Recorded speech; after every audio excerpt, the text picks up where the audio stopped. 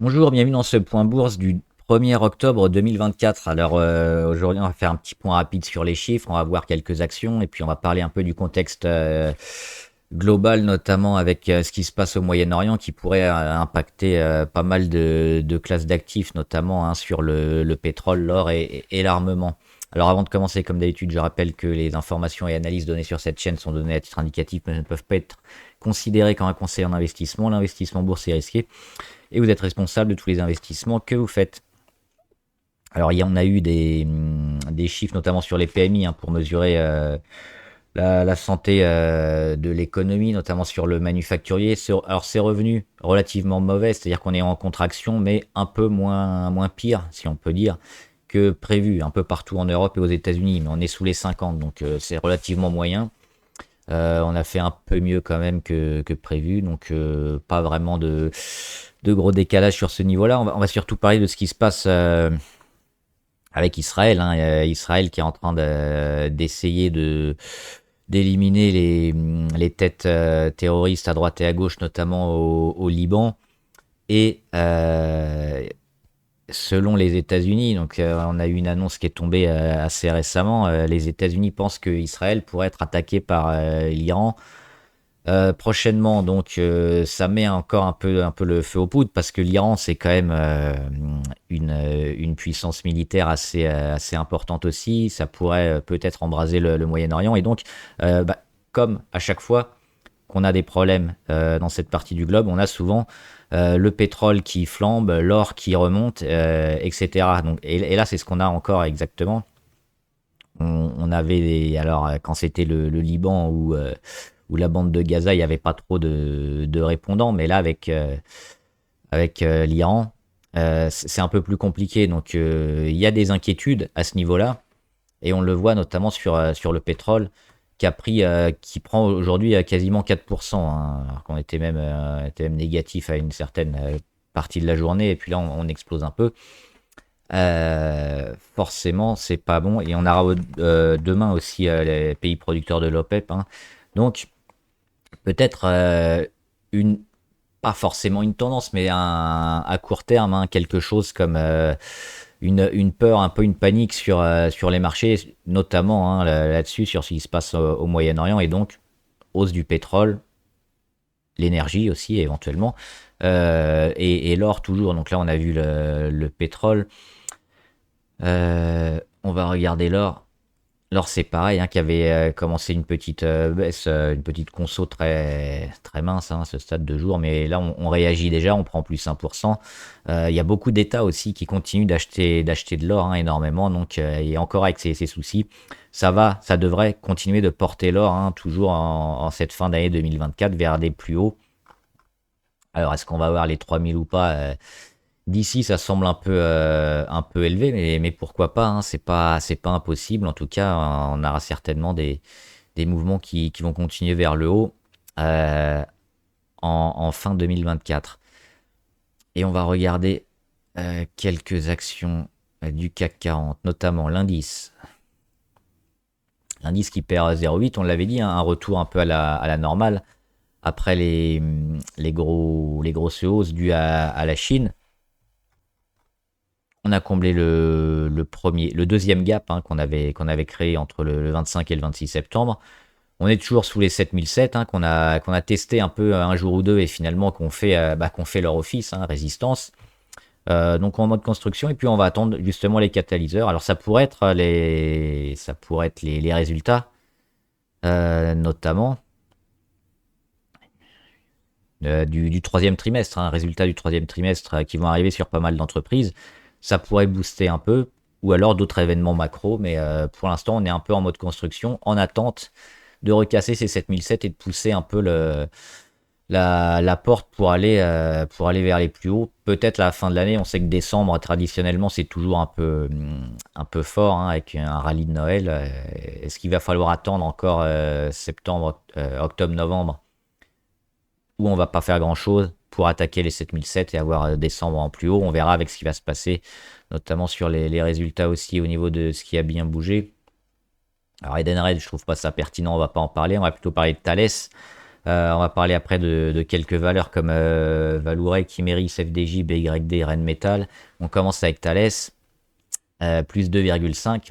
Là aussi, on est dans l'armement et on va regarder quelques valeurs hein, de défense et guerre. Alors, quelques-unes qui sont dans le rouge, c'est plus civil que militaire. On a Airbus, Safran,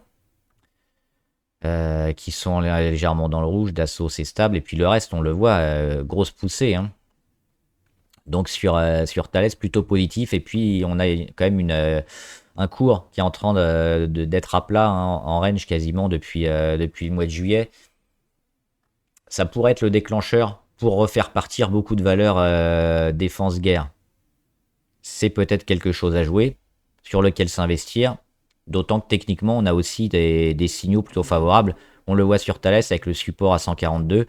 Ça peut recasser hein, la moyenne à 200 ici qui est sur les 148 et nous offrir quelques semaines hein, de poussée vers le haut pour tout ce qui est un peu armement et guerre et militaire. On va regarder quand même Rheinmetall hein, en Allemagne. Alors c'est là qu'il y en a plusieurs, hein, ça dépend les lieux de cotation. Rheinmetall, on avait le double échec ici sur les 565. Depuis, elle consolide. Et on voit qu'on est toujours haussier. Et puis on revient assez près hein, de la moyenne à 200. Et puis là aujourd'hui, boum, plus 5% avec ce qui se passe avec les États-Unis, avec Israël, avec Iran. Pas mal de volume. On a aussi, ça c'est intéressant, la MACD hein, qui avait fait sa première partie de consolidation. Sa deuxième, on revient en territoire négatif. Et puis là, on a l'inversion de tendance. Surtout en territoire négatif, ça qui est intéressant, hein, parce que on valide probablement le gros de la baisse passée. Et donc, on s'apprête peut-être à changer de tendance. Alors, peut-être pas directement d'un coup ou en construction, mais avec des événements qui sont marquants comme ça, des fois, ça peut partir rapidement et pas avoir de zone un peu de construction où on va chercher la congestion, où on va avoir peut-être ça, hein, c'est-à-dire en temps normal, on va chercher ça, une petite congestion et boum. Là, avec ce qui se passe, peut-être le problème au Moyen-Orient, ça peut partir un peu plus vite que d'habitude. On va parler également. Alors, qu'est-ce qui n'a pas marché le luxe qui consolide parce qu'il a énormément monté, donc c'est ce qu'on disait, hein, un réajustement à la moyenne, c'est tout à fait normal. Le secteur auto qui lui descend, on en a parlé beaucoup du secteur auto, et moi je suis toujours sur des valeurs chinoises. Hein. C'est elles, je pense, qui devraient tirer les marrons du feu, et donc BYD qui continue de progresser. Hein. On avait parlé ici, rentré récemment, la semaine dernière, et donc BYD qui ont fait une belle poussée, beaucoup de volume, et qui vont probablement avoir des chiffres et des ventes intéressantes. Donc si on veut jouer quelques valeurs du secteur auto, à part shorter les grosses, hein, que ce soit Stellantis, Volkswagen, BM, etc., on peut jouer probablement des valeurs secteur auto chinoises comme celle-là, par exemple, BYD, hein, qui sont intéressantes. On a également alors Valourec qui a une petite vente à découvert sur Valourec et c'est en train de se racheter un petit peu. Hein. On était autour de 9% il y a quelques semaines. On est à environ 8%. Donc ça fait quasiment 10% de baisse hein, sur Valourec. On le voit hein, assez rapidement. On a eu quelques pointes comme ça et puis dernièrement hein, des petits rachats et puis là un gros rachat. Donc on se pose la question. Est-ce que ça peut être intéressant de re-rentrer sur Valourec? On regarde le graphe. Je pense qu'il faut encore attendre, parce que là, on est dans une phase de congestion super intéressante aussi. On casse la moyenne à 200, et on le voit ici. Hein. C'est les petits carrés bleus, à chaque fois, les cassures ou les échecs sur moyenne à 200. Derrière, on a le support autour des 12,8. On revient sur un moyenne à 200, support, moyenne à 200, même un peu en dessous. On a une congestion qui est en train de se faire. Entre les deux obliques blanches, vous avez la congestion. Et c'est de cette congestion qu'on doit sortir par le haut avec peut-être hein, des gros volumes, un gros chandelier, des gros rachats, justement, hein, des rachats de vente à découvert. C'est ça qui peut pousser le titre à surperformer et à avoir des grosses journées positives. Donc, on évite d'anticiper, parce qu'à ce stade, on a encore 8% du capital qui est vendu à découvert. Qu'on est encore très, très bas et proche d'un support qui pourrait lâcher. Donc c'est ça. Mais le jour où ça pète vers le haut et qu'on attaque les 14 ou les 14,5 ou les 15, selon la vente à découvert qui se rachète, il faudra probablement racheter Valourec On a également la FDJ, alors ça c'est bien aussi parce qu'on avait un petit gap ici de la FDJ qui avait été fait entre le 2 et le 3 septembre. Il n'existe plus, il vient d'être comblé aujourd'hui. Donc c'est une bonne chose, on sait que les gaps ont souvent tendance à être comblés plus ou moins rapidement, là c'est fait.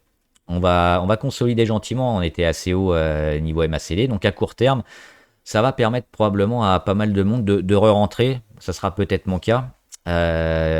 Si on voit que le cours commence, enfin continue sa baisse et puis commence à amorcer un rebond, ce sera une porte d'entrée intéressante. On l'avait senti venir ici, la consolidation. Alors, avec quelle force, on ne sait pas. On ne sait pas si ça va s'arrêter maintenant, si on va aller sur les 34,8 ou les 35 ou des zones plus ou moins élevées. Mais il faudra, je pense, re-rentrer assez prochainement, toujours en s'aidant avec les indicateurs.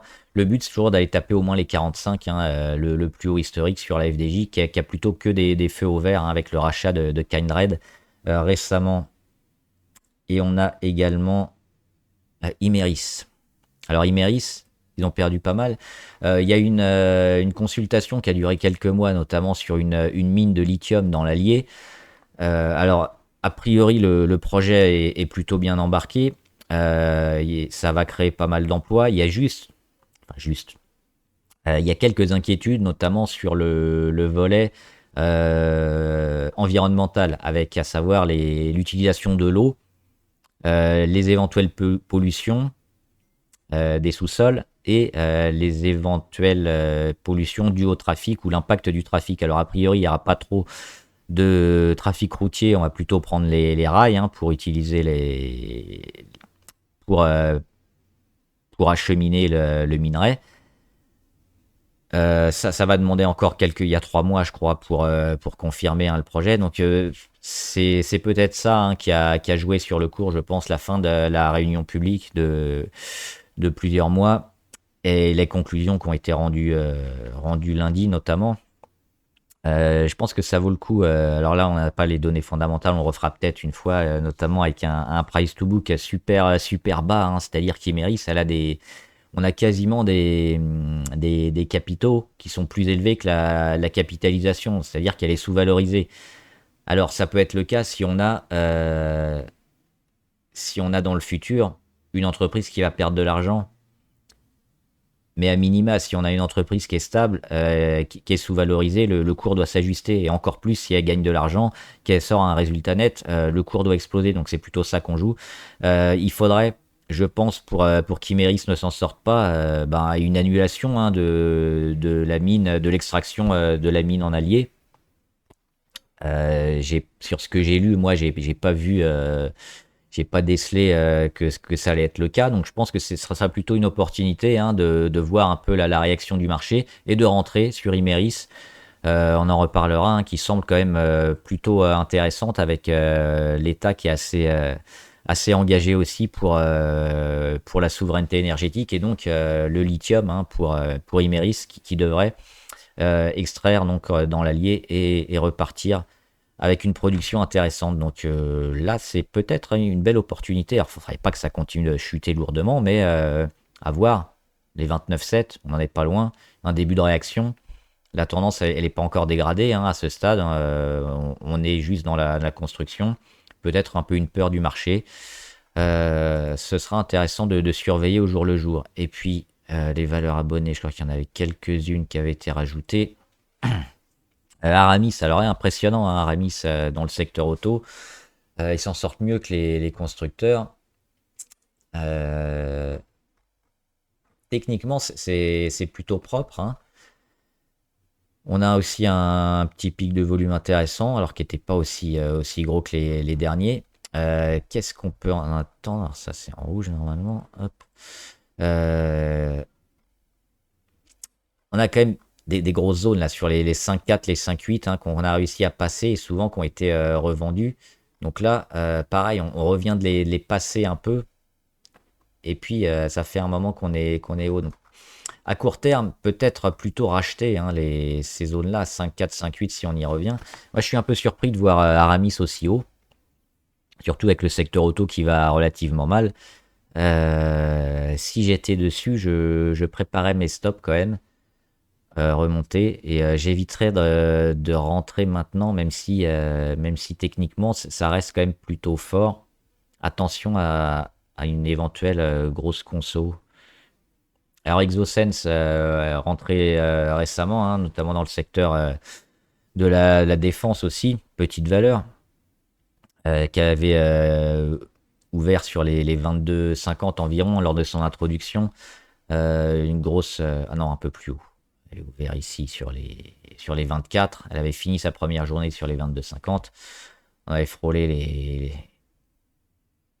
les 25 euros. Après, une petite... alors, des fois, c'est pas terrible les introductions, hein, on le voit ici, on a fait que baisser. Mais on a trouvé un support autour des 18-19 euros environ. On a une première phase ici où on voit entre le plus haut, hein, de la première journée, le rebond du 24 juillet, qu'on casse. On revient à nouveau tester le support à 19,4 et puis une petite phase peut-être de congestion qui est en train de se mettre en place, hein, ici, sous cette oblique là. Donc peut-être le jour où on vient casser ça, casser les 20,5 environ, avec des volumes, ça pourrait valoir le coup de rentrer. Maintenant, on le voit, il n'y a pas grand-chose à faire, hein, à part racheter le support, mais attention, il n'y a pas assez de données pour être véritablement fiable. Innodata, là aussi, c'est plutôt intéressant. On a un gros gap haussier qui n'a jamais été comblé, mais qui est très loin. On a une tendance haussière d'assez long terme, donc c'est plutôt positif. Mais ce qu'on va jouer, c'est probablement toute cette zone-là. Donc, alors on a une zone médiane sur les 15,3 qui peuvent être achetés, mais on achètera plutôt en dessous. Et puis le jour où on vient casser, hein, cette oblique, à acheter au-dessus, donc peut-être acheter les 13, 14, 15, hein, et puis attendre la confirmation sur le débordement des 17, 18. Ça reste quand même plutôt favorable, mais ça risque de durer plusieurs semaines ou plusieurs mois le zigzag, hein, sur ces zones-là. Ipsos, on a une belle phase ici de correction qui s'est transformée en dégradation, hein, depuis ici et le gap ici. Donc attention, on ne rentre pas normalement sur ce genre de valeur parce qu'il y a un gap, parce qu'on a cassé la moyenne à 200, parce qu'on est toujours en dégradation. Ce qu'on attend éventuellement, c'est la cassure et puis le comblage de gap. Alors on peut jouer éventuellement en anticipation quand on sera autour des supports, autour des 50, ou alors en court terme quand on cassera avec des stops en dessous, mais pour l'instant la valeur elle est dégradée, donc à éviter. Jacquet Metal, on l'avait fait. Nexity aussi, pour l'instant ça tient. NFL, on a rendu ce qu'on a gagné hier, mais on a toujours le gap, hein, sur NFL. On avait fait ça aussi. Et TF1, je crois qu'on l'avait pas fait. TF1, moi j'aime bien, hein, plutôt intéressant, des marges qui a priori devraient s'améliorer. On a été tapé le plus haut ici sur les 9,10. On est venu consolider pas mal de fois. À chaque fois sur la moyenne à 200, ça a été racheté. Donc on a eu le temps de digérer. On est revenu. On a cassé cette zone-là. Et puis pas une fois, on le voit, on a eu la perte de volatilité intéressante, hein, pour confirmer la fin de conso. Et puis on se maintient ici, hein, on le voit. Le cours, hein, qui suit un peu la moyenne à 200. Et le support autour des 7,9, hein, en gros. Pour moi, ça s'achète. TF1, c'est plutôt bien. Alors, c'est un peu neutre, on va dire, mais neutre plus parce qu'on a fini la conso. On attend peut-être une petite phase de congestion, hein, qu'on pourra avoir comme ça. Je fais n'importe quoi. Hop, qu'on pourra avoir comme ça, c'est-à-dire que là on a baissé, on aura un petit rebond, on va encore temporiser, et puis là on aura une congestion comme ça, et le but c'est de la casser, et là on va signaler une poussée. Donc pour moi, peut-être en anticipation ou dans quelques jours, quelques semaines, quand on valide ce scénario. Voilà, j'espère que la vidéo vous a aidé. N'hésitez pas à me demander les valeurs qui vous intéressent, votre avis sur les actions, j'y répondrai. Bon trade, à plus.